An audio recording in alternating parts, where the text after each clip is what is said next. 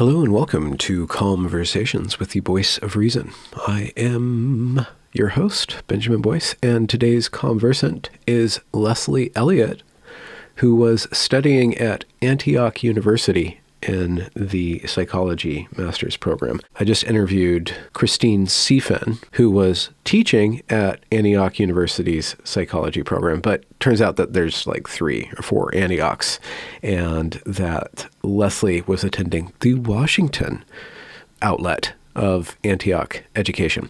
Anyway, so Leslie was studying counseling. It turned out that the counseling that she was studying there was being more and more woke, very uncomfortably so, and then also irrationally so. And so Leslie withdrew and has been posting videos on the internet about her experience there with documentation involved. She's now a coach, which is a word that she doesn't like, but somebody who counsels and facilitates self-understanding while she tries to figure out where she can get accreditation without having to jump through the woke loops. Turns out that that's not easy to come by. So if you are interested in exposing yourself to her more than just via my conversation cast, she can be found on YouTube and on Substack, and is also a part of Critical Therapy Antidote, and Solid Ground Support is something that she's setting up with Jody Shaw. And we talk about that in the episode. And links to all of those goodies are down there in the description. Without further ado, here is Leslie Elliott. Nice star curtains. I landed on this for trying to be kind of fancy, but not too fancy. That's nice. Yeah. I was doing green screen for a really long time, but it's always kind of crummy. I could never get it really good with my setup. So with the black background, I like it. It's very flat, but it was too flat. So I wanted to put something just it looks like you're in space, which is cool. Yeah. Floating in space. I think it has a calming effect on the guest. They feel like, oh, I'm talking to Starman. That's nice. What's in that cup there? This is bedtime tea. Oh, wow. I know. Perfect for conversations. I overcaffeinated myself. Oh, okay. So this is my antidote. Yeah. I'm wild like that. Oh, great. Okay, cool. Cool. Munching on valerian root and chocolate-covered coffee beans. You get both worlds. At the same time. Yep. Yeah, why not? So whereabouts are you in northern Southern California? No, I'm in Washington. Yeah, I live just northeast of Seattle. Oh, okay. Yeah. I just live southwest of Seattle. So Are you in Olympia? yeah, I'm in Olympia. Okay. Well, Yeah. actually, technically in an unincorporated township outside of Olympia, but it's basically. I used to really like Olympia. Really? It was such a cool place. Yeah. Did you ever think about going to Evergreen? No, I didn't. No. No, I didn't. I moved up here in 2009, and I moved from Texas. I'm from San Antonio, and I moved up to go to law school. I was at Seattle U, and when I decided that I wanted to leave that track, I took a long break, and I didn't go back to academia till 2019. And in the meantime, Evergreen went nuts, so it was never even on my radar to think about going there. Yeah. So yeah, I saw how that kind of went down. Yeah. It was crazy. Yeah. So you didn't expect it to meet up with you at another college, though? No, I mean, I think I was I didn't really have a concept of how pervasive this was. I knew that there were rumblings and that the culture was shifting, and but I didn't have. I didn't really have a way to articulate it. I didn't understand what was going on, really. I feel a little bit shell-shocked by it. Yeah. So just for context, what decided you on law school and what decided you on not law school? To just go back. So I was, I guess that's kind of a long story. I was a real poor student in grade school. I had a very bad experience with school, and I did very poorly, I'll say. Well, attention or boredom? Yeah, Or? yeah, all of it. I think it, so. I was considered a smart kid. I was in the gifted classes and stuff, but I think I had ADHD issues that were undiagnosed, and I had a very hard time focusing. And this was treated as a discipline problem. Really? So, yeah, Were you acting out or? No, no. It's just like my work wasn't. I wasn't turning in work. I was struggling to, I'd do well on tests, but I would do really poorly on homework and assignments. And so I was always on academic probation from like middle school through high school. And I also, there were just social issues. I was I'm from South Texas, from San Antonio, from a poor area. And I was, one of the only white kids in my grade school. I was picked on quite a bit and had some bullying issues. But anyway, I assume kind of mostly Hispanic or? Yeah. Okay. Yeah. Yeah. Mm-hmm. And so law school, I guess I had my first child. I was pregnant by 18 and had my first child at 19. And then my second at 21. I was married, but my first husband. And I felt like a disappointment to my family. And I think I really wanted to do something especially to make my father proud. And, he'd always said, you should be an attorney. You should be a lawyer. And I think I started down that road partly because I thought I could redeem myself a little bit by doing something that would give me that status and that respect within my family. I felt like a bit of a black sheep. So, and then when I got there, I really hated it. It was law school was just miserable for me. I hated every minute of it. I realized this is not what I want to do. Wait, did your dad think you'd be a good lawyer because you were always arguing with each other? Probably. Yeah. I don't know. Yeah. Huh. And so was it the climate or the studies of law that I didn't like? Yeah. Well, I probably a little bit of both. I mean, the legal studies that's pretty interesting. Legal research is pretty interesting, but the climate was awful. I could get through that though. It was very competitive, and I'd always heard law school is competitive, and I thought that's no problem. I can do well in a competitive environment, but I didn't realize it wasn't just academically competitive they were talking about. It was like socially, like pretty vicious. It wasn't a comfortable, nice place to be. It was pretty backbiting and I don't know. Well, I wonder why. The Socratic method sucks. Oh, the Socratic method sucks. Like standing up, having to stand in front of 80 people that, are already, in vicious competition with each other and be called on for minute details of case law when you stayed up like literally 4 or 5 hours the night before just trying to read all the stuff you had to read for all your classes the next day, and how you're supposed to recall these like little tiny details, and you're on the spot and you have to stand in this like auditorium and the teacher is like grilling you.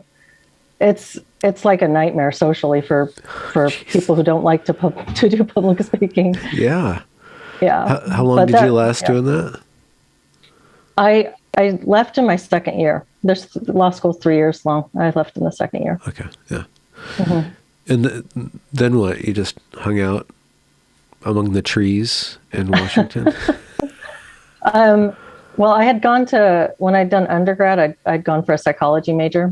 And I sort of thought that I really was on the fence when I decided to go ahead and apply to law school. So I was really on the fence about that. I thought maybe I wanted to do graduate study in psychology.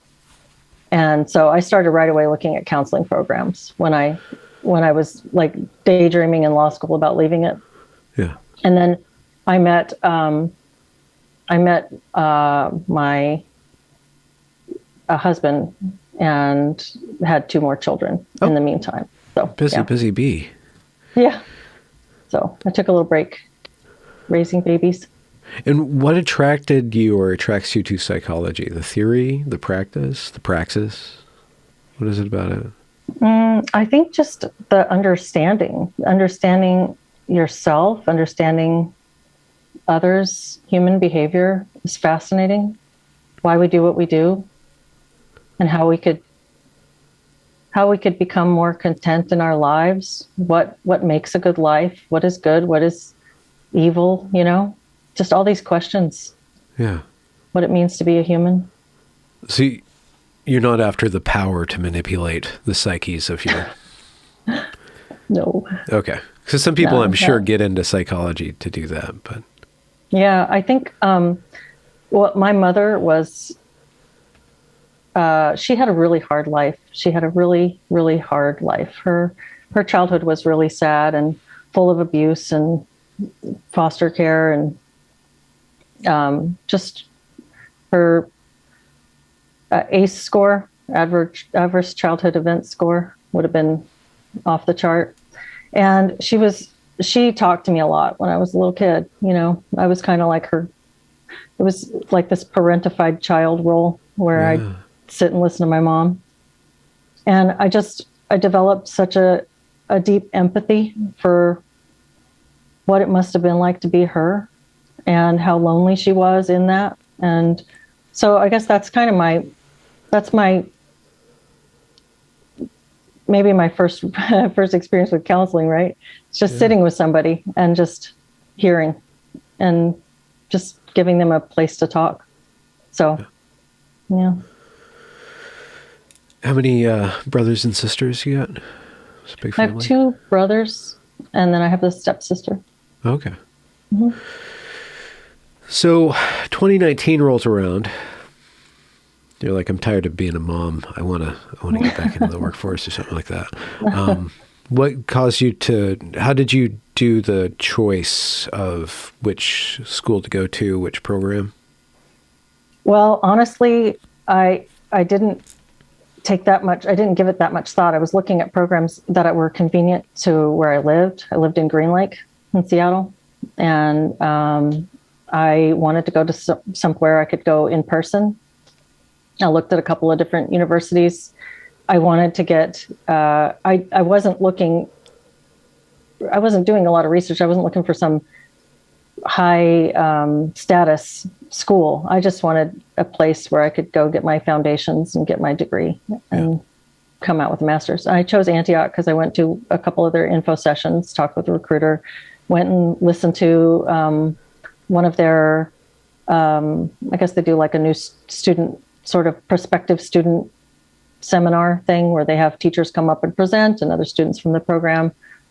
And I thought they sounded really good. Yeah. So there's more than one Antioch University, isn't there? Yeah, they have at least one in California and one in, there's the New England online program. And I think they might have a campus in Ohio or New Hampshire. Is it all the same, or they're just converged on? I think it's all the same. Name? Okay. Yeah, I think it's all the same. Yeah. Okay. So were you really excited to get back to going to school, and how was it that first getting back on campus? Got your pencils all sharpened, a little tote bag? Yeah, it was great. I really was excited. And my first couple classes were really good. I had a family of origin class. That was really good, where you do this deep dive on your genealogy and your patterns that have been recurring and intergenerationally in your family. And you can really kind of see how the apple doesn't fall too far from the tree. And that was super cool. And then we did a counseling, communication, and skills class. The teacher was phenomenal. And it was really, it was just a great, hands-on skills learning class. Those were my first 2, and I really enjoyed the way it started. And there was no excuse me, whiff of the social justice going on? There was a little. Yeah. It was like the pronoun thing. They started that right away, and I thought that was really strange. It seemed really, it seemed psychologically unhealthy, and I couldn't really put my finger on why, but it took me a while to really articulate that and parse it. But I just thought that doesn't seem right. But I went with it one time, just once during a group interview where we were asked for third person pronouns. And I gave mine, and it felt so wrong to do that I've never done it again. Huh. What would you not do? How would you not do it when it came around again? When I was asked, I would just say, I have no special requests. Okay. Which kind of stumps them for a second, but then they keep moving because, Yeah. Yeah. And did you like make eye contact with anybody else feeling uncomfortable about it? No, I never really saw anybody seem uncomfortable with it. Okay. It was just kind of accepted. No, yeah. Yeah. Mm-hmm. And what about the radicalization factor? You're in a graduate program, so it's not going to be as rough and tumble as undergraduates, but was your cohort peppered with fundamentalist kinds of progressives? Yeah, it started to really stand out to me. It was like my best friend in the program, really nice girl. We haven't kept in touch, but she was like somebody I really got to know right away and got along with very well. Would say things like, she said cis-het white men one day. And I was like, what does that mean? And she had to explain it to me. I didn't understand what she was saying. She was complaining about cis-het white men. And I'm like, what did we do to her? I don't know. I mean, it was something, assumably everything, but it was a class she was taking, and she was complaining about how all the people in the class that were offensive or the problem or whatever were always the cis-het white men. And I had to have her explain that to me. And then I didn't really know what to say back. It was so strange to me. I thought, but you're married to a white guy and you have a white son, and yet you're going to like smear them all with this one, like paint them all with the same brush. Yeah. It was odd. So yeah, I think it was like that was the atmosphere where people talked like that. And the pronoun thing, I mean, there were women who wore makeup and dresses and called themselves they, Yeah. So I was seeing that, and I had not seen that before. I was just kind of out of it. I worked in a natural medicine clinic for 6 years leading up to that. And I have children, and I kind of just been out of the loop. I had not been in the academic field where this stuff was really ramping up. So it felt strange to you. Yeah. Did you, so when did you do your undergrad? What years? I graduated in 2008. Okay. Yeah. So kind of a different era. But did you have like a feminist phase? Maybe you're a feminist now. Did you ever have like a kind of a peak activism phase for you? No. Where you're like, I'm going to change the world? No, I didn't. The puppies. I had sort of an environmentalist phase. Yeah. I guess, which I think in San Antonio, where all the water comes from a karst aquifer system, it's the Edwards Aquifer, and so there's a lot of politicking around the aquifer recharge zone, which is this beautiful bit of land, this beautiful area that is very desirable for builders. But it's also the recharge zone where if rainfall doesn't hit that, we're not going to get our water supply replenished. And also if they start building a bunch of stuff over there, you're going to have VOCs run off into the aquifer, which is naturally filtered, through the karst limestone.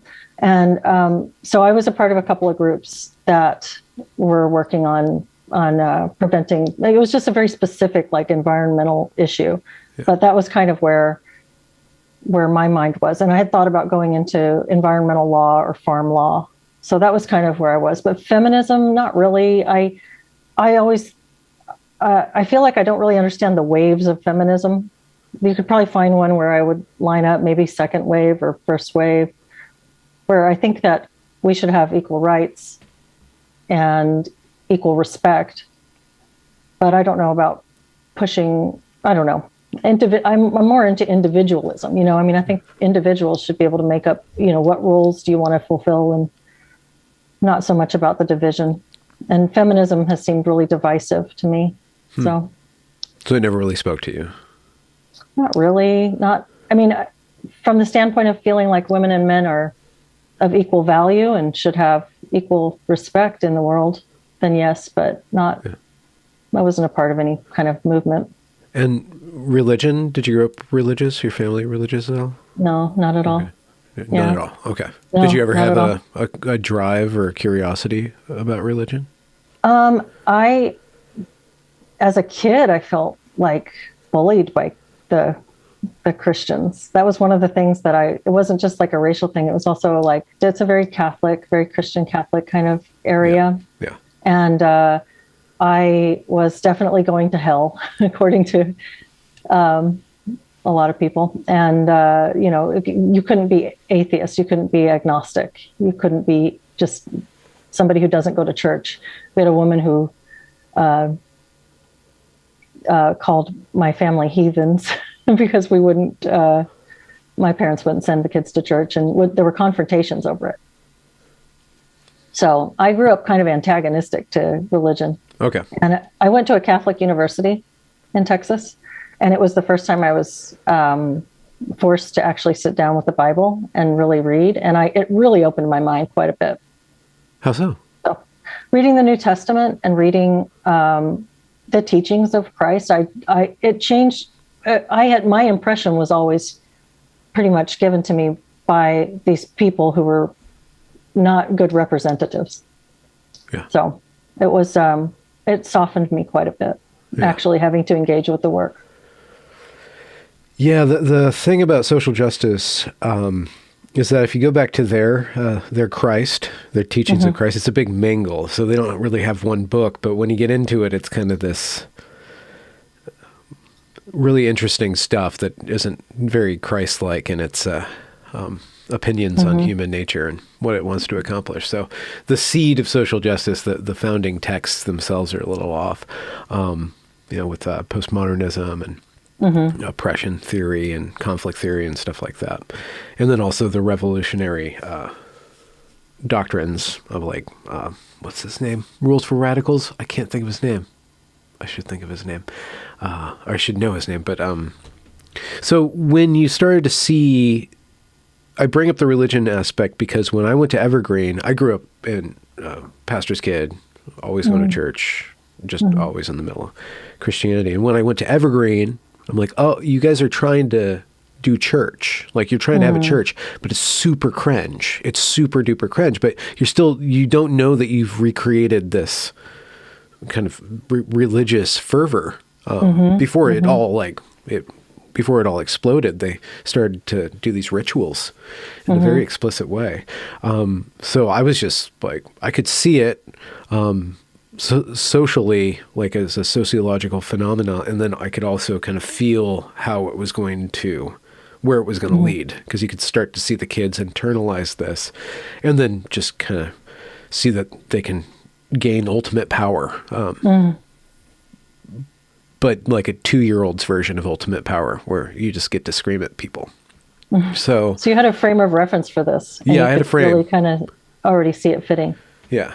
Yeah. So did you have to build a frame? You're building a frame now. Like when you started to see it get stronger and stronger around you, how did you start to react to it or think about it? I think it took me a little while to really understand what was happening. I wasn't completely culturally clueless, so I'm listening to things. I had discovered Jordan Peterson, for instance, not too long before starting that program, maybe around the same time. So I'm hearing this stuff. I'm kind of, but I think that I developed a way to understand it slowly. And I was at first just kind of engaging with it at face value. So the first course and I talked about this in the videos a lot, the first class where this was really introduced in the program was this multicultural perspectives course, which really seemed out of place in the program because my 2 prior courses and most of my subsequent courses have been more even though they have that social justice flavor to them sometimes, some more than others, they've been more like developing different skill sets and working on different theories that you would expect you'd have in a psychology program, an applied psychology program. But this class was really like, it was taught at a very low intellectual level. Huh. And it was really reductionist. So it's like she was doing, as I said in that first video, the addressing model, which is using the word addressing as an acronym to cover a bunch of different demographic characteristics. So age, disability acquired, disability genetic, religion, ethnicity, sexual orientation, socioeconomic status, indigenous status. What is the N? National origin, maybe. Yeah. And then gender identity or gender. Okay. But so you get the idea though. And so it's like a binary scale where you can either get a score of marginalized or privileged. Yeah. Yeah. And so this is being taught. And I'm like, why are we dissecting people in this way in a psychology program? Like, of all places, wouldn't we have a deeper understanding of humanity than that? How is that making any sense? And so I was kind of just grappling with these things honestly. And I'm sort of like, this was the first time I'd really had it served up really blatantly, not just like, oh, we're going to slide the pronouns in on the side, or we're going to, make some comment about white privilege, but it's just kind of in passing.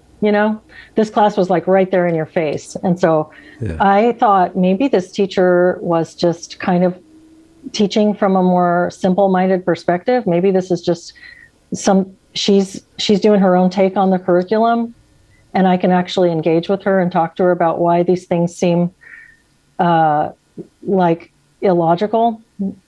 And I didn't realize that this was like the distilled essence of what social justice really is. So yeah, it was kind of a gradual process of understanding it. And at that time, it was a lot of cognitive dissonance for me. I was really stressed. It was like, she can't really be saying this, can she? This isn't really what they think, is it? And I'm like trying to write these like long arguments against this stuff, really rational, like coming alongside and saying, well, I can see the points here and here, but when you look at this, like, this doesn't hold up. This isn't, we don't know something of substance about a person's character or experiences just by looking at their observable characteristics. Yeah. I mean, that seems like it's pretty basic, but. And the feedback that you got? She told me at one point that I should use my white privilege. She was like about white privilege and about how I'm such a privileged person, and that I shouldn't center my needs, and that I should, it was like the social justice talking points. Yeah. Did you, this might be a bad question, but did you get a sense of like her soul or her character? Like, was she trapped in this? Was she a true believer in this? And did it cause her to be happy or the opposite of happy? Like psychologically It seemed like, speaking?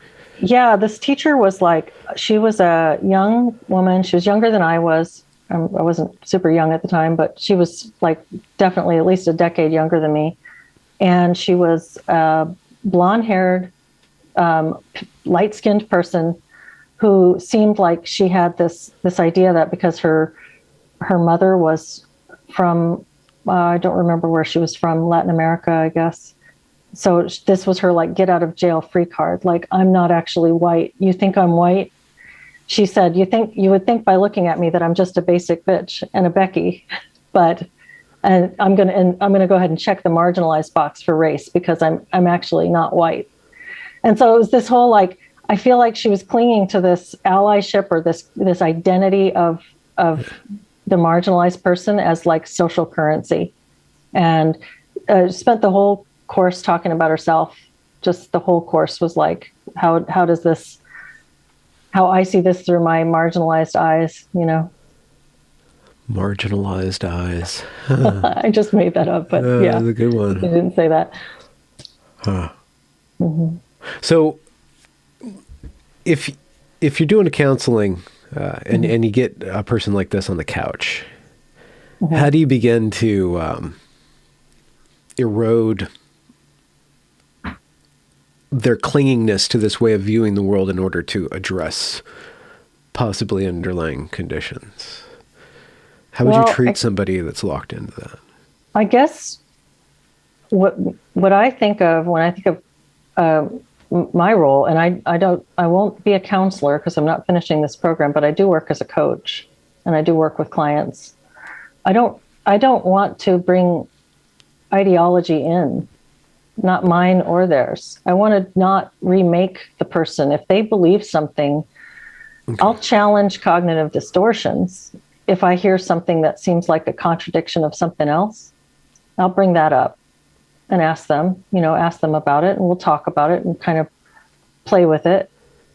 But I don't know. That's a good question. I haven't worked with somebody who was like a real social justice warrior, but I don't know that it would be my place to really, neither talk them into that ideology nor talk them out of it, but rather to find out what their worldview is and sort of come alongside and hear it from their perspective, help them work through their patterns, their goals.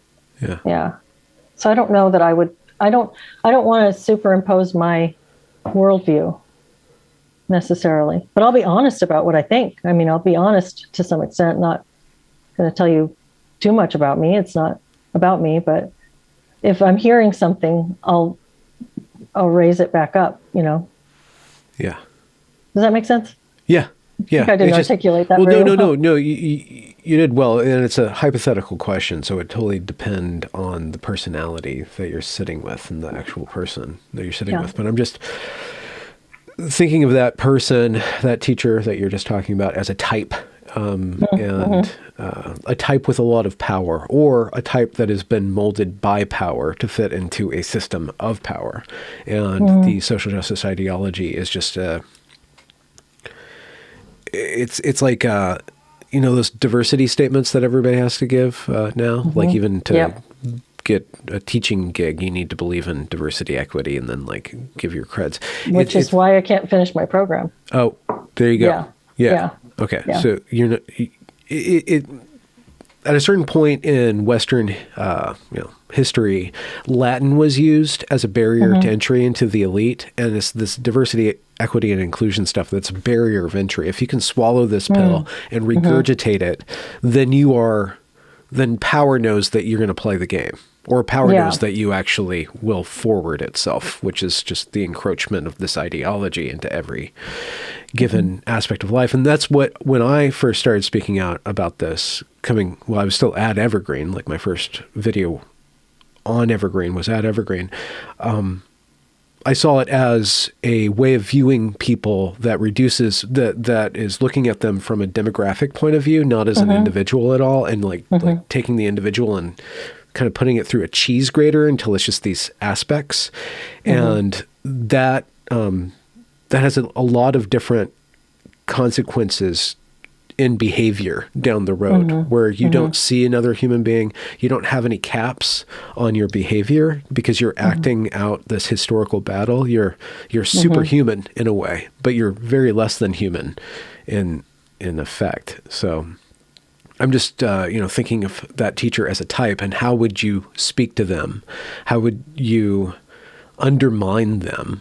And I guess you're saying, well, it's up to them. I'm not going to go toe to toe with something like that. But well, I guess it would be different if I were in the counselor's role or the coach's role, as I see it. Okay. Yeah. I feel like that's all about. It's not like a direct sort of conflictual undermining as much as it is like, I think that you would subtly and eventually chip away at that just by seeing them as an individual and refusing to play. So it's like, just as you're seeing them as a type, they see us as a type, or everybody as types, right? Yeah. And I would say that even that's good point. My response to that is I don't think that these people are types either. I think that these are individuals, and you can be in the grips of religious fervor and passion, but still be an individual. And there's still a whole lot of substance within every person that you can find to connect to and to relate to and to work on enriching and bringing out those other aspects of character. And through that, I think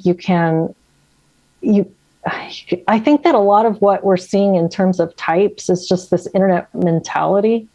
This, like, social media just presents these really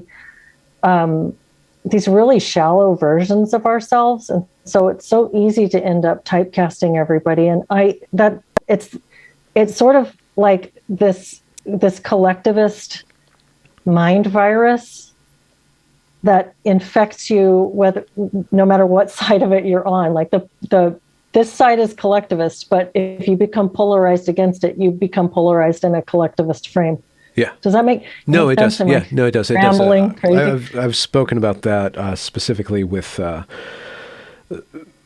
a certain phase. There was this thing called the anti-woke, which I was just by dint of the fact of the work that I was doing, I was in the anti-woke camp, and I saw that the people who were getting the most attention, the people who were benefiting from being anti-woke, were feeding into this reflective, reactionary, mocking. We're gonna laugh at these pink-haired weirdos. We're gonna laugh at these 17-year-olds who are obviously mentally disturbed, right? But they're spewing this unbelievably idiotic crap, and and I kind of started to distance myself from that, because you're setting up yourself to respond and then to look for more of that response, that outrage response, which is the same thing that's fueling the other side. So it's a political, everybody gets dirty in that. And it's really difficult to walk the line between getting the attention that you need to do this work that I'm doing and not being kind of trapped by that attention. I can imagine. Right. So, yeah. Yeah. And I think that that's the thing, is like resisting that polarization is so difficult, because it's so easy to do. It's so easy to become the anti, whatever it is. And I think that it's harder to find the center and find the middle path, and kind of, I think that, even like somebody like that teacher, we're using her as an example, and I don't mean to call her out so much, because this is a great thing to say, I guess, or way to say it. She's a person. She's a human being. She has, family, and I'm sure she has friends. I'm sure she has romantic interests. I'm sure she has movies that she loves and books that she loves and things that are amazing about her, and that she can work on and channel her energy into, and that make her so much more than just this one person pushing this one ideology in this way. And I don't want to see people that way. And I don't want to, I want to resist that. And I think that this is something that is really dangerous, and it's being pushed from somewhere. These programs, this kind of social movement, it's not occurring grassroots. It's being funded. It's being, you're not going to see like just grassroots DEI across the whole country and the UK that looks exactly the same. So there's some origin of what's going on. And I don't know, I'll sound dumb if I start to try to speculate. I'll sound like I'm a tinfoil hat or whatever. Well, but it's coming from somewhere, I believe. And so I do think that we shouldn't passively just allow that. It's nice to ferret that out and stop it. And we should stop it at the school board, and we should stop it in our institutions.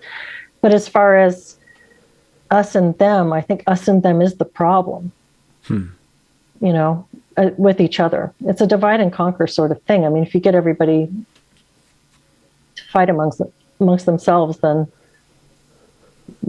Yeah, you balkanize, whatever. And then you munch up all the resources, or get your way, because people are distracted by these other things. But what about anger? So you see this stuff ramping up. You're like, wait, what? Wait, what?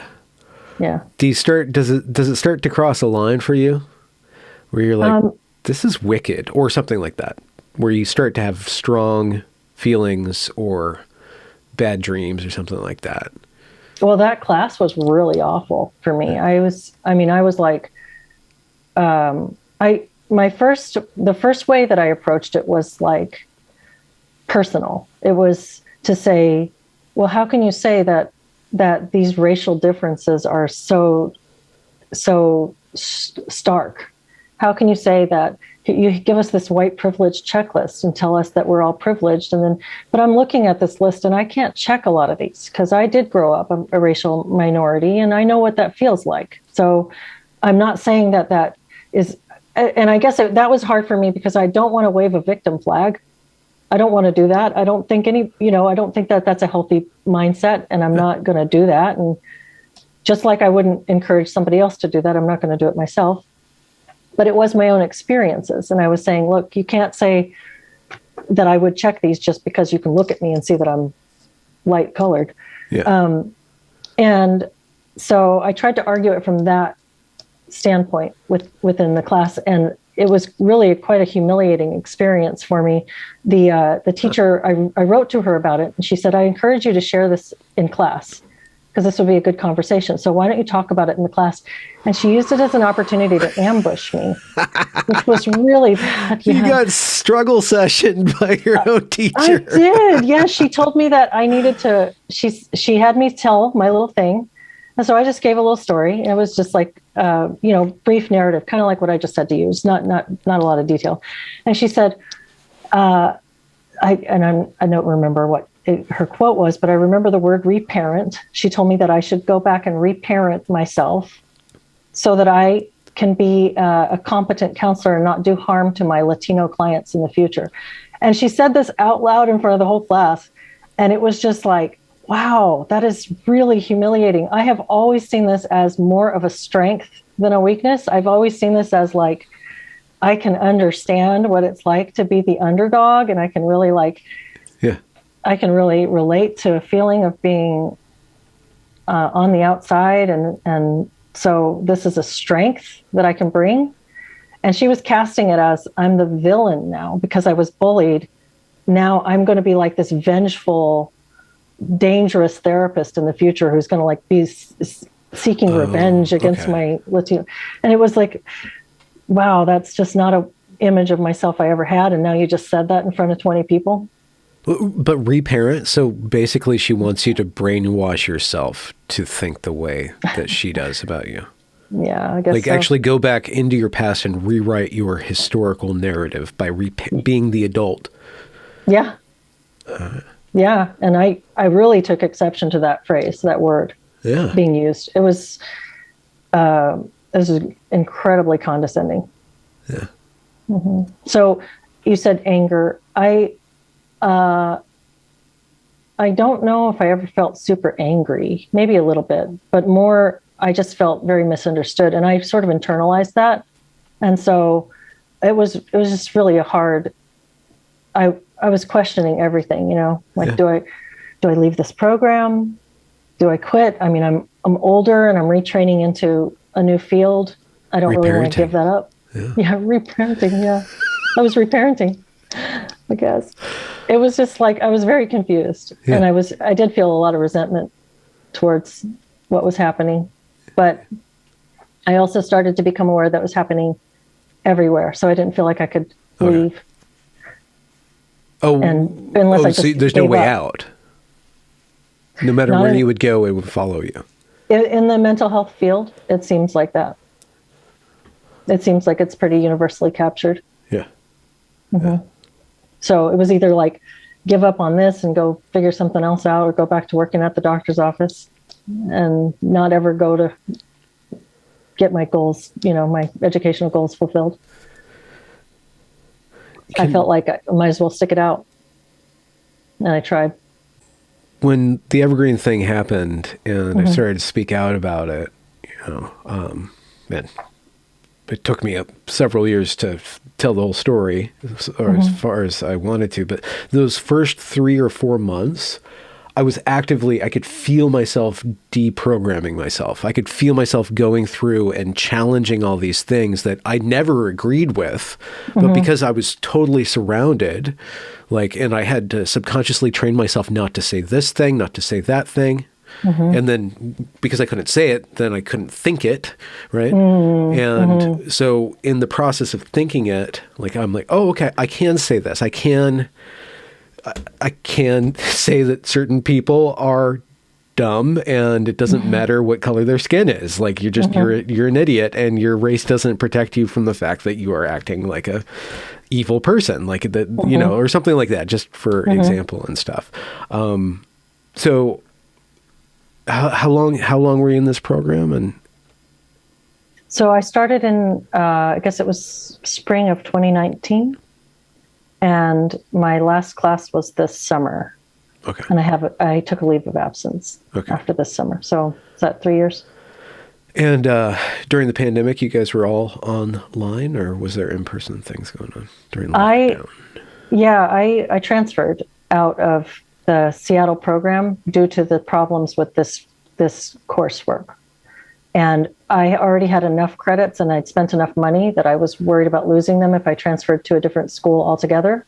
So the solution that was offered to me by the chair of the department at Antioch, Seattle, was to coordinate transfer to Antioch, New England. And I don't know, it was like a gamble. I just took a chance to see if maybe it would be a better program. Yeah. And it's an online program. So I transferred right before the COVID. Okay. And so you were already online. And it was that specific a dressing course, or were there other courses in person?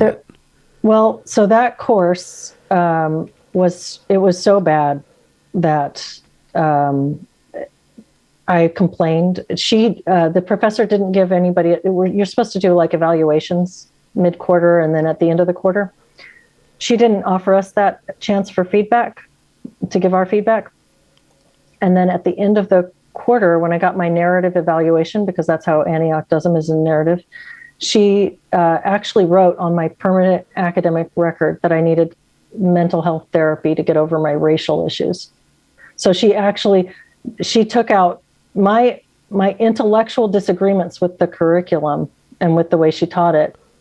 She marked that down as a psychological problem in me on my record. And I thought this was a tremendous abuse of power. And so I spoke with the chair to get a grievance going. Yeah. And I was persuaded not to file a grievance because they said that they'd gotten a number of other complaints about this teacher and they were going to be reviewing her for whether to retain her or not. The chair seemed to be taking this very seriously. Yeah. And I felt like, okay, I'm going to let it go. And then the next quarter, I had another class where there were some other issues that happened that were pretty, that were not good. Anyway, so I tried to, wait. That, I want the juicy bits. Which parts? Well, the things that are not okay. I want the traumas. Well, so that course was, the problems that I had in that course were more to do with the organization. It wasn't so much social justice. Okay, it was like this school is a disorganized mess. Oh, okay. So, yeah, like we had this. The teacher was really nice. She seemed like a good teacher. She gave out. We did our finals. We turned them in. We had people get a grade on them, and then a month later, when we're already into our next quarter, she revoked that grade for a lower grade. It was like all kinds of funny business like that. It was administrative stuff that happened throughout the quarter. And it was like, it would take me too long and it would be too boring a story to tell you. It was just like really disorganized. And so I was like, it wasn't like corruption. Program, it was just idiocy. Idiocy. Yeah. Okay. All right. Yeah. Okay. And I realized also that they had not, in fact, taken my concerns seriously because that teacher was like still on staff and it seemed like nothing had happened. And meanwhile, she had written me some like really condescending email after the fact, that teacher had, and I'm like, oh my gosh, this is just crazy. This woman is just getting away with, and the program is obviously supporting it. And I'm like, I got to get out of here. And so that's when I tried to reopen my grievance, which I guess I had missed some deadline because it's only got a couple weeks to do. And then the solution was, if you really hate this school, we can try to transfer you within the system. So oh gosh, it's kind of a boring story. No. That's a tough spot to be in. Really unfortunate. Yeah. Yeah, but lesson learned. Everybody at home, go through with the grievances. Don't trust the administration. Don't trust the bureaucracy. Do everything in your power to officially make a complaint. Drive the point home. Because you don't know how she's connected. You don't know the stuff she gets away with and already gets away with because she's playing the same game with everybody else. Mm-hmm. Well, one of the problems was, and I made one video where I go over a couple of my essays and her responses. I don't know if you saw that one, but I shared 2 of what I think were 9 throughout the court. It's like you said, it's a struggle session. You're supposed to put down your responses to this course, and then the teacher's like kind of guiding you through how you're supposed to be responding or what you should be thinking. Yeah. And like I said, I started out arguing in a way that I wouldn't do now because I don't think it's the right argument, but it was the most obvious argument to me was, this doesn't fit me. Your white identity model, I don't resonate with this, and here's why. And so it was all these simplistic things that she was, white, this is the white experience, and I'm like, well, that wasn't my experience. And so here in these journals, they were called journals. You're supposed to turn one in a week with your thoughts, feelings, emotions. It's like, dig deep and talk about your shit. And so I'm talking, excuse me, I swore. I don't know if that's okay. That's fine.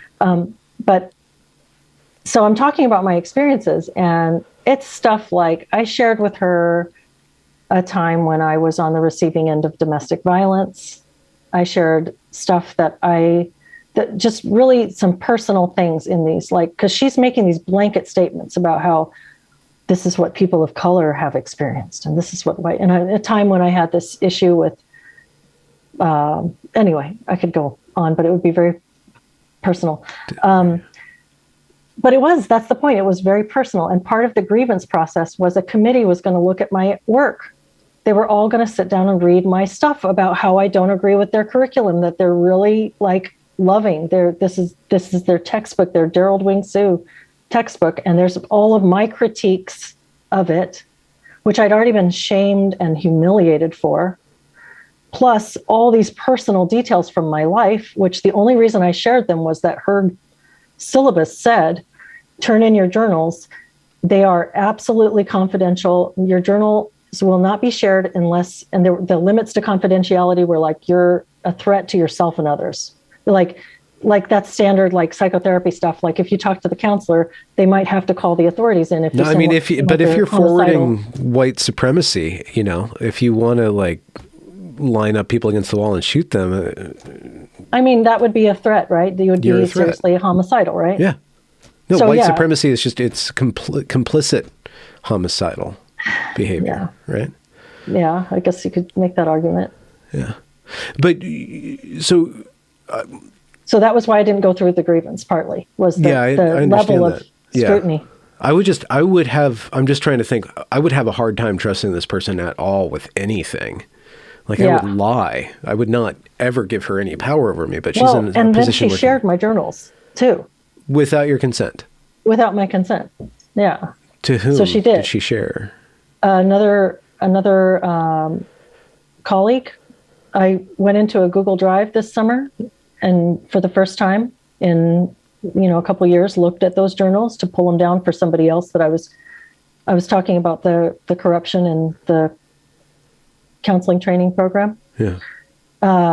And I saw that she had added another person to give access to like 4 of my 9 journals. Huh. And so then I did file a grievance against her for breach of privacy. Mm-hmm.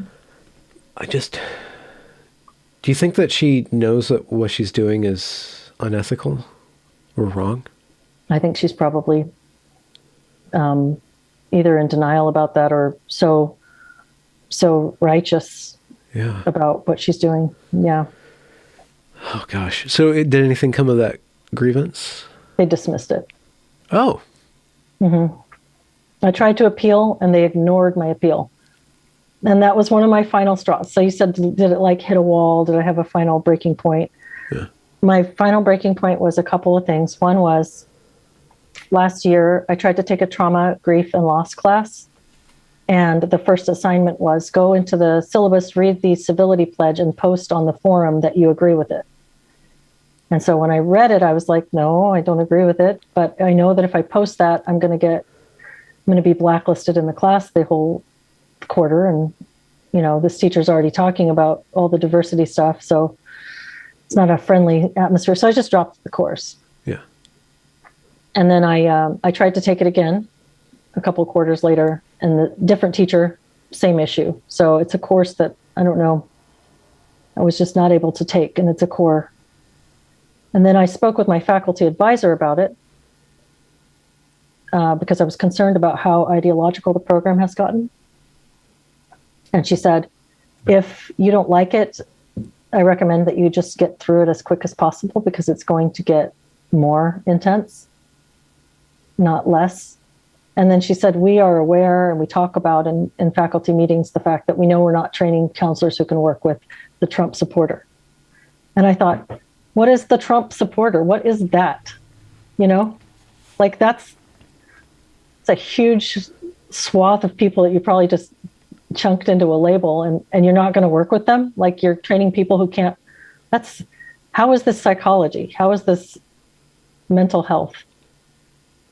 And so that was another, and then the correspondence from them has just gotten so partisan too. So like their attempts to influence the students is just so heavy. What do you mean? That emails from the chancellor and the provost about current events are just very partisan. It's like partisan talking points, telling us how we must act and what we must do and that we should vote these people out. And, it's like, wow, you're just like you're giving students a really heavy dose of influence peddling. Yeah. So. Yeah, I saw that at Evergreen. Whenever a national tragedy happened, they'd come out and say the exact same thing that every other Democratic leader would say. It's like, well, one, you're just a freaking provost. Like, yeah, I'm not going to pin my hopes on you, dude. You're a balding guy who makes six figures. Like, who cares? Oh, 8 figure, whatever. Yeah, 6 figures. And it was always the slant, always on. Always going left, always moving left, and always in lockstep with the entire thing is all together. Cthulhu, the deep state, the whole thing. It's like they're all going in the same direction. That was exactly it. You just said it. Yeah. Were you older? Yeah. I was, I was 36 when I started at Evergreen. Okay. Yeah. Yeah, I've wondered, like, I'm really curious, and I just want to I could spend forever just learning what it is that makes some people able to not conform to stuff, Yeah. I mean, like, what is it? What do you think was why were you different? Well, I wonder about that too. Mm-hmm.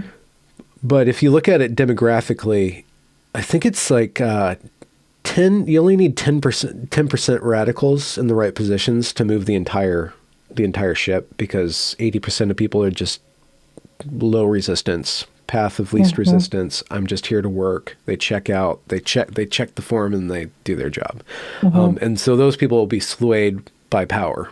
And then there's always this 5 or 10% people who openly speak out about it.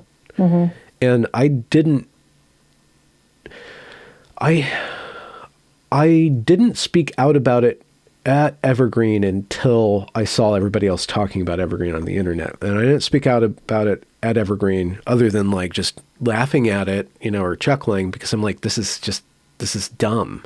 This is really dumb. Like, I don't know why you guys think that this is right. This is really just, you guys are kind of weird and kooky, right? I didn't take it seriously. Like you thought they were just going to get over it or get a reality check at some point. Yeah. Well, yeah, I guess one of the things that would be said on the internet, and it's since been disproven, that like, oh, these guys aren't going to find a job in the real world.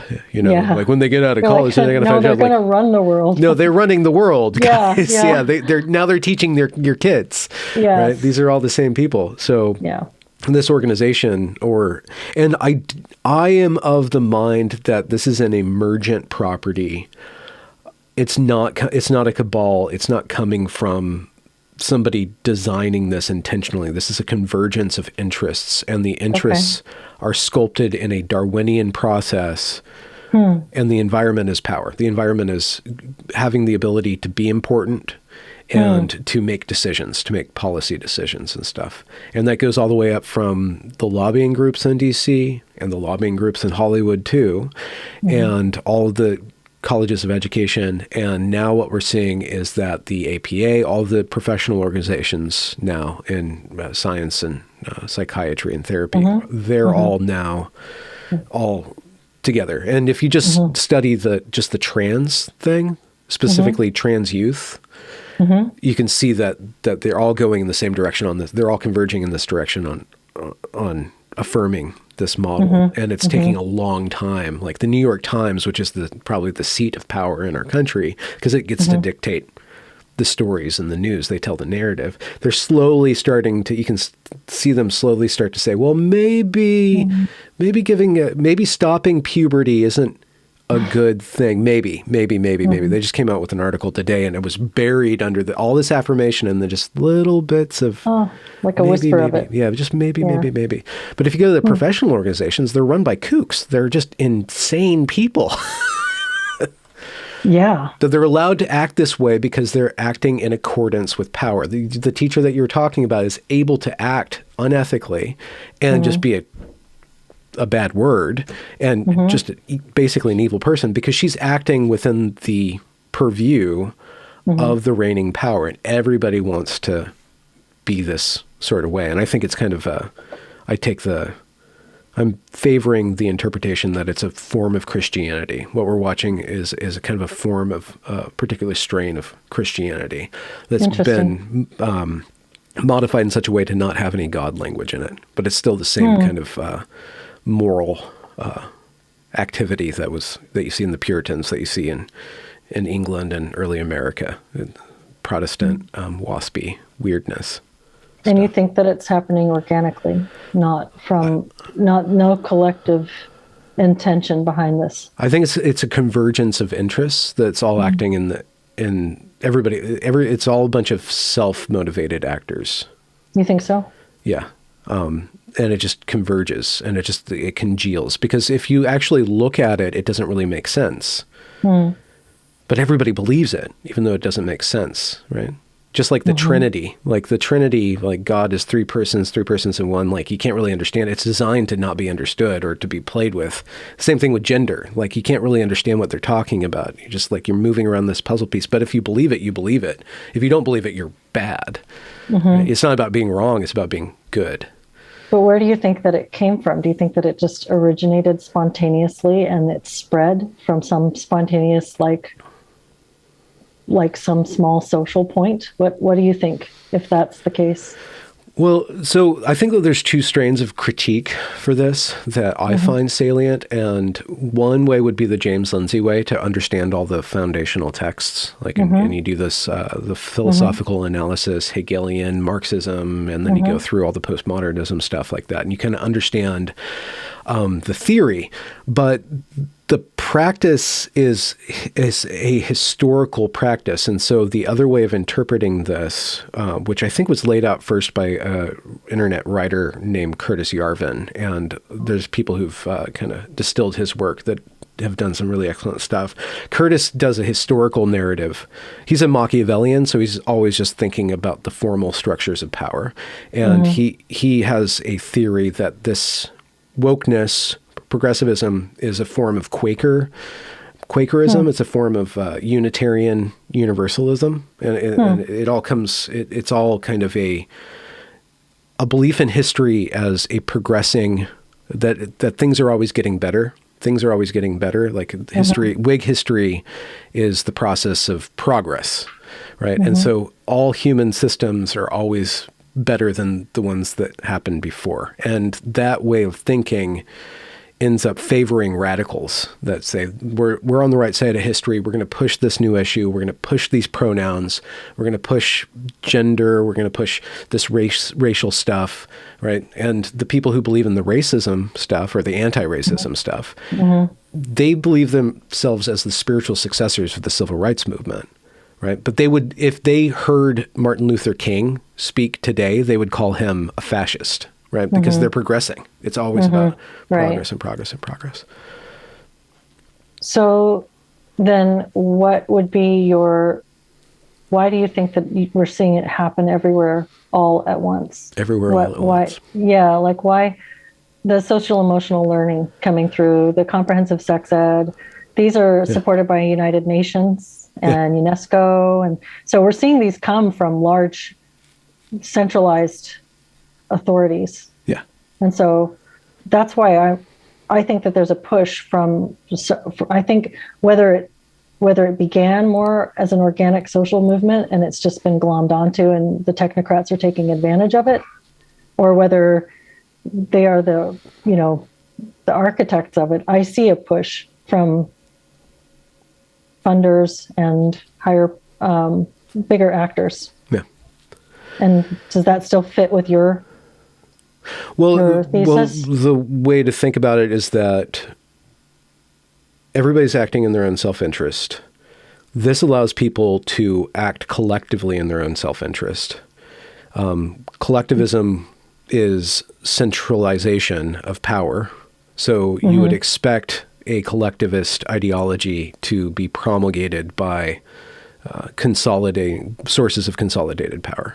The UN, the USG, the US government, the WF, all these people, they converge because the ideology fits the program that they're operating under, which is to consolidate all power. So if we consolidate all power, what's the best way to consolidate all power? You break apart the family, you break apart the individual, you assign everybody some sort of quotient, like a social credit score, and you just use basic characteristics that everybody's already thinking of because we have all these crime stats and stuff like that. So it's really easy to think of the entire world as black and white, as Hispanic and whatever Hispanic is. It's thousands upon thousands of it's millions of billions of individuals, but it's thousands of cultures, but it's Latinx or whatever. Yeah. Right? So you can say that it's designed by those people, but I think that the people just adopted the ideology because it suits their designs, which ultimately is just self-interest. That's really interesting. So to think of it that way. To resist that is a tall order because you're looking at the best funded. Like they literally are the people who are printing money. They define what money is. Like this is unlimited, like literally unlimited government, right? And so if you're looking at this ideology, you'd have to, you have to constantly speak out about it, honestly and sincerely, in order for it to not go completely crazy. But it's also important to, like we were saying about becoming your enemy or whatever, to not actually adopt the tactics of thinking that you can change the world. Because either you'll become a hollow person, a pundit of some sort, or you'll just be in despair because you can't actually change the world. So it's like reduce everything to human size. Yes. Yeah, I always say shrink your world back down to the size that it actually is. Like make your circle your own circle. What do you mean by that? I mean, I think that like it's easy to start to go into a crusade online and become a keyboard warrior and, think that you can. There are a few people who can do that. Yeah. There are some people who have been successful at getting a big following, but in general, most of us are going to just be posting our little memes and our little screeds on Facebook or Instagram or whatever and can get so passionate and lost in that and feel like you need to contribute to this thing when what we can actually do that would contribute most is just to be a healthy, whole person in your own life and connect on an individual level with the people that are around you and deprogram ourselves and turn it off. Turn off the screens. Don't spend all day on the screen obsessing about the problems of the world. Yeah. Just, a couple hours maybe. Get your Benjamin Boyce in. Yeah. We'll just go on a walk, watch the podcast, or whatever. Yeah. Touch the grass. I think within balance, right? Like there's some balance. You have to. We can't just like put the genie back in the bottle and go back to having an analog life, but we can strive towards more analog. Yeah. And I think that's where we make our communities healthier, we make our families healthier, and we make ourselves healthier. And it's just like, think of humanity as an organism. It's kind of like a siphonophore, like the collective. Yeah, like a collected organism that is made up of individual organisms that are all living on their, they come together and become a larger thing. So we're like yeast, I guess. Are we the yeast infection of the world? Is that what you're calling humanity? Like, you really are an environmentalist. Yeah. No, I hadn't thought of that. That's interesting. I don't want to be a yeast infection. I'm kidding. I want to ask you a question that Sasha Ayad would make fun of me for asking, but you brought up be a whole person. Mm-hmm. What does that mean, whole person? What does it mean to be a whole person? Yeah, okay. So the social justice activism has a strong, it's strong because it can say, we're going to split the person. We're going to split the atom. And we know what this is, and then we're going to define everything according to privilege and oppression. Mm-hmm. Mm-hmm. What's if there's an alternative health, human mental health model, I would assume that at the basis of that is some notion of health or some notion of the person. You used whole person. So what is the attributes of a whole person? I guess that would be, so you're challenging me a little bit there because I'm going to have to try to articulate that. I think that one thing we have such a fractured sense of identity in the culture right now. This idea that you are your identities. This is one of the things that I really reject about the social justice mindset, is that we are a collection of different identities. Like I can measure myself based on like all these characteristics and qualities. I think it really, it forces this sort of continual navel gazing, like self-examination that is more narcissistic than introspective. And that's a really good distinction. I'd like you to expand on that, but finish your thought. Yeah. So I think like actually figuring out what do you value? What are your values, and how do you connect to the people that you care about? And, are you a part of something real in your life? Do you get off the internet, for one thing? I think internet is, and again, you can watch Benjamin Boyce, but everything else, just kidding. How many hours a day are your kids allowed to be on the internet? My little ones are 9 and 11 years old, and so they don't get screen time. Okay. No screen time, not at all. Excellent. No, we don't have a television. We don't do screens. They don't have video games. We do not do any screens. Okay. Mm-hmm. I'll let them watch we'll do a family movie. We have a projector. We'll put that up once every couple of weeks. You're like you go out to like the reel rental place. You get like the big 35 millimeter reels. You cart them home. No. You go, we're gonna watch Pollyanna, guys, and you load up the we just do charades. Actually, it's like live action. Just put up no, but yeah, I know it's kind of an extreme position in today's world, but I think that it's good to foster your own imagination.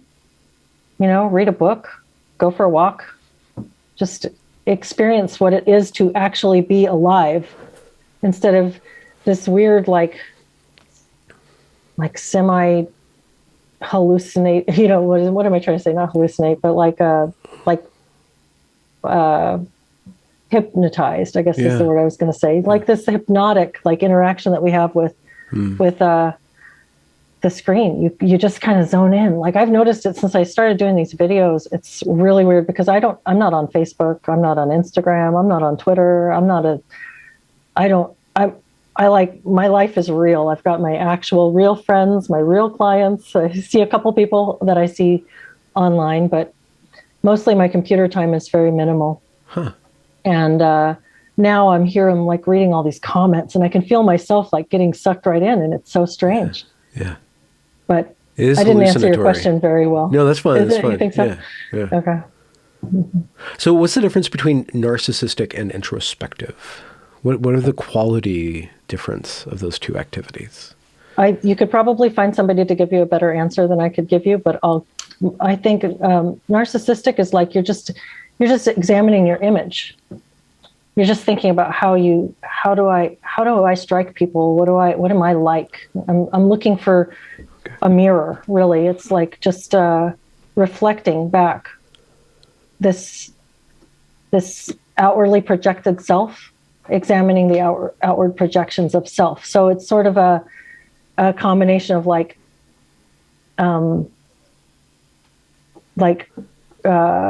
cruel scrutiny and vanity. And then introspection is like a quest for deeper understanding of self, deeper understanding, like why did I do that? Why did I say that? What should I have done? And how could I be? And what can we do moving forward? How do I connect? It's more about like the quality of self than the reflection of self, is what I would say. Yeah. I mean, off the cuff. Yeah. No, that's really good. And that does translate into one angle of change making in the culture would be to try to upload the introspective, to try to interrupt the narcissism of the screen and the hypnosis, right? Kind of like shattering the fourth wall, but that shattering of the fourth wall actually opens up onto humanity rather than just commentary, right? And into insight rather than just distraction. So. Yeah, and I think we have such an expert-driven culture right now, where it feels like you described that feeling of not being able to speak up when you were hearing all these voices around you, and you're like, well, surely they're going to come to their senses. I don't really need to speak up. But also, why would I speak up? Why would it be me to do it? You know, somebody who knows better is going to come along and say the right thing. And I think there's this idea that somebody who knows better is going to come along and articulate it better. And I think that part of being whole is kind of balancing those outward influences that we have with our own gut and our own impression, and not being afraid to say something that might sound silly, you know. And it's just your synthesis, it's your own take on things, and we should be less afraid to be a fool and just feel it, you know, say it. And you know, I think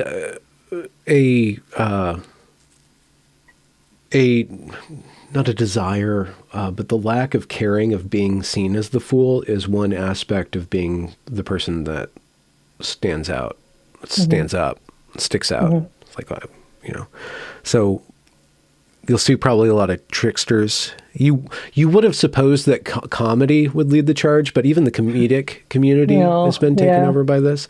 If you see David Chappelle is one of the guys who sticks out, and there's a few other comedians who are able to get away with saying certain things. But I didn't watch the entire episode, but he was just on Saturday Night Live, and I watched like the first half of his monologue, and I knew I was laughing so hard, like I was just like laughing really hard because of the way that he was speaking and what he was speaking out and what he was speaking to.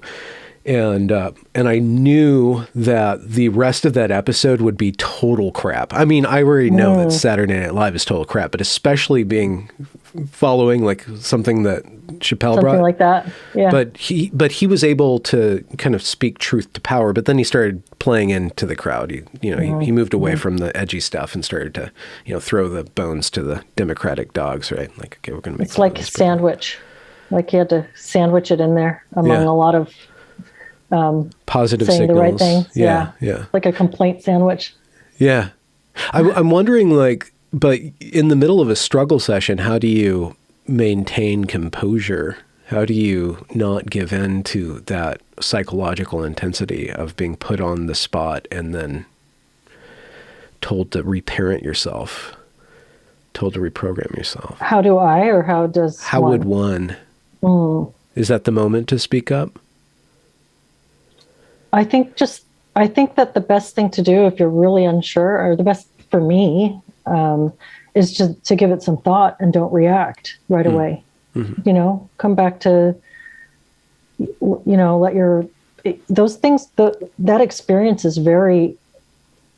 it's very emotional. I mean, your adrenaline is up, you're humiliated, you're feeling called out. You're also, if you're a person who values or thinks of yourself as compassionate and empathetic, and somebody's calling you a label that is the opposite, and that can be really jarring. And so the challenge is not to react in the moment, but to give it some thought and see how it fits. And like, am I going to own this? Am I going to take this on? Or is this not accurate? And then come back with a more measured response. Yeah. Yeah. One thing that works in favor of this ideology is a sense of urgency, or a sense of impending doom and utter urgency that turns off brains. Mm-hmm. And I saw that very explicitly when I was kind of struggle sessioned in the middle of the evergreen mess. Like, I just looked at them, like I gave them this, like, are you kidding? Right? Look. But I knew not to respond, because anything. So that was your same take. Just same like, thing. Yeah, but just no kind reaction. Of like, it just reminded me working with kids, like when a kid's trying to control you, and you could either enter into that power struggle and lose, or you can not. And there's different ways of communicating. Kind of a condescension, like, you're an idiot. You're a total idiot, but I'm not going to say that. I'm just going to let you know that I know that, and that you probably know that too, right? And you're going to look back on this eventually, but maybe you won't, But it is important to remain whole, I guess, and to have a sense of time and reality that isn't the walls falling down, the sky's falling.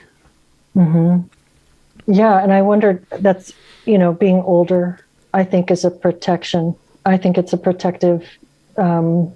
Well, it might not protect your job, but it might protect your sanity a bit. Yeah, in terms of like I guess protective maybe is the wrong, I should have said contributing factor to being able to resist some of those things. Like, I really felt like there were a couple of older students in the program. I wasn't the oldest, but I was, among the older group of people in my graduate program. And a couple of them left, like, within the first 2 quarters. And I never was told why. One of them was a really great lady. She was wonderful. I think I hope she got into another program somewhere else and is working in the field that she wants to work. But after all of this after I understood it a little bit better, I wondered, and I bet that this was why they left. They couldn't put up with the woke stuff. But yeah, I thought that the thing that maybe made it easier for me to call it out, even though it was hard for me to call it out, was being older and being more, I think we settle into ourself, that settling into your identity and not being able to be pushed around as much. Yeah. So these young kids who are in their early 20s, I think it's got to be tremendously difficult. Well, yeah, again, it's this institution that you have a bunch of people running it that have never been outside of it, and then you have a bunch of kids who've never been outside of it either. So there's the possibility for an utter distortion of reality, another like mass formation psychosis, because they're all insulated. And then somebody arrives that's been out there, having kids and growing natural medicines or whatever. And then you walk into this thing, you're like, wait, are you guys serious? And you don't belong. So they kick you out. So they're reinforced. And because they own everything, all the accreditation, like you can't even participate outside of that system with that system stamp of approval. You need the stamp of approval because the system's also connected to the government that it regulates everything else. So it's like this, this huge thing. I do think we're going to see more and more parallel industries cropping up, though. Yeah. I mean, I think that I feel very freed by the idea of working as a coach. I started a coaching practice last year, and I really find it rewarding. And what is a coach? You just rah, rah, rah? That's a cheerleader. I know it sounds like that. I don't like the word. I haven't gotten used to the word coach. It's like partner. I was going to school to be a counselor, not a coach. And the coach sounds too like, you go get them, Yeah. It's not a word I really like, but it's just a, unlicensed helping professional. You can get coaching certificates. There's stuff like, you could be a life coach, you could be a health coach, you could be whatever. But basically you're just doing in one-on-one or group work with people who are looking to, work on self-improvement with a partner. And so I use the counseling sort of concepts and skills to work with people. There's no medical element. I'm not doing any diagnosis. I'm not doing any psychiatric treatment. It's not anything like that. It's more like peer to peer. I have some training. I have some, mostly what I can bring is a genuine interest in hearing what's going on and working through pattern recognition. And we can do some examination together. And it's really, I think that more people are going that way. I'm seeing more people who have been licensed, letting their license lapse and choosing to still work with clients. And I think thankfully, as there becomes more recognition of how captured the psychology professions are, there's still a parallel industry that can step in. Yeah. Speaking of which, you have a parallel industry blog on Substack.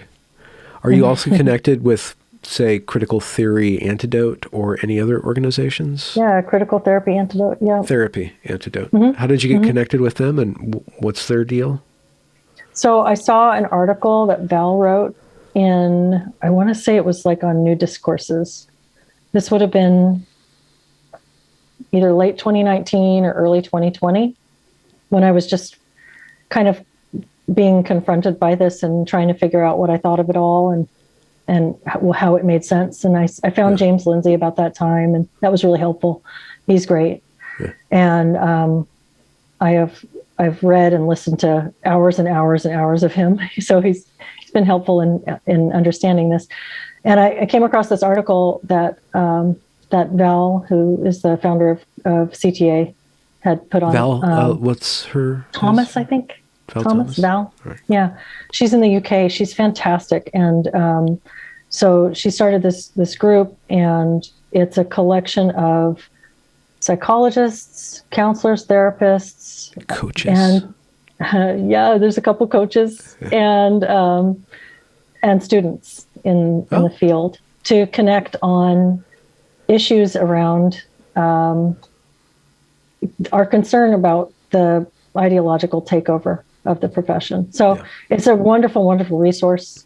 And it's a resource for people who are seeking therapists that are not ideological also. You can write in and get connected to somebody. They have a directory. So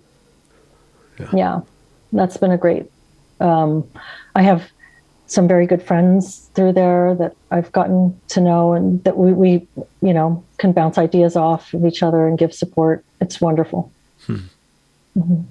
And what is the theme of your Substack? What do you see emerging there? You only have like 15, 20 articles at this point, but... Something like that. Yeah. I only have... I'd written a couple of articles for CTA over the past year or so about different aspects of how the social justice, critical social justice theory impacts counselor training and potentially client work as well. So I'd written a couple of those, and I reposted those to my Substack. So those are on there. And I started the Substack as a way to share documents. After I posted this first YouTube video, I guess it was about a month ago, maybe three or 4 weeks ago. And one of the comments under it, it's just this little short video where I just said, I'm concerned about these things. This is my experience. And one of my comments that I got was, do you have any proof of this? And so I made a follow up, and I wanted to kind of go through, yes, I have proof. I'll show you. I'm not just, And so then I posted all those documents to Substack because I want people to be able to kind of go over them themselves. And I think this is really concerning. So are your juicy journals on there too? With all of your past traumas? Oh, I did put two of them, not the juicy ones. Just the ones I did a video about. There's only a tiny bit of juice. Just a drop. Just a drop. You got to get that outrage engine a little bit running in your favor. Just a little bit, Yeah. A little self-exploitation never hurt no one. A little bit. Maybe. I don't know. The whole internet thing is very like seeing my face on video. Oh my gosh, it's very strange. So I don't know. Well, thanks for showing up on my internet. Yeah. And thanks for talking to me. Yeah, uploading your soul into my collection of souls. I have another project that I'm working on too. What is it? I'm working with Jody Shaw. I think. Oh yeah. Jody, and two other colleagues. We're working on a new support system. It's going to be an online peer support organization. It's called Solid Ground. You can go to solidgroundsupport.com and get on the waiting list. We're launching on January 1st, and we will have group and individual support for people going through the mental anguish of authoritarian garbage. So the cancel it's going to be great. Yeah. Huh. And what are some of the methodologies that you guys are basing this on? This is peer support. Yeah. So we can offer help in terms of just having people to connect with, because a lot of what's going on is just makes you feel so isolated and alone. Okay. And so having somebody that you can talk to, either one-on-one or in a group, is really helpful. Also, having somebody you can work with who's been there and can help you strategize your responses to, what's going on, if it's maybe in your school or your home life or your work. Yeah. So just peer support and strategy partners. And again, that's solidgroundsupport.com. Okay. I think so. Yeah. Cool. Do you guys have cookies? I hope so. Okay. Bring your own cookies. I will accept your cookies. Well, Leslie, Elliott, thank you so much for your time. And thanks for the work that you're doing. A lot of people really are touched and moved by what you're doing, and insisted that I speak with you. So your voice is not, nice. You're not crying out in the wilderness alone. People are hearing and getting meaning from your work. So thanks. I'm glad. My biggest fear when I put that video out was that it would be met by a big so what from everybody, because it was already that spread, that it was. So seeing that has been enormously encouraging about where we're at. There you go. You're a coach at large. Is there another word that you'd use? I wish. If you think of one, let me know. I don't like coach, but coach. I've gotten a little more used to it. Yeah. Consultant, but that sounds kind of life top consultant, down, doesn't it? Yeah. I know. Doesn't it sound condescending? Like you consult me on. Well, I mean, people need consultants all the time, but it's kind of it doesn't have a friendly have the right flavor. Feel. Yeah. But coach has like a sweaty kind of thing going on there. The ball cap. It does. And I'm going to have a ball and a mitt. I'll catch your heart. Just swing and a miss. We'll get you up to form. Yeah. Cool. I'm going to end the recording. I want to say goodbye to the folks. Okay. Thank you.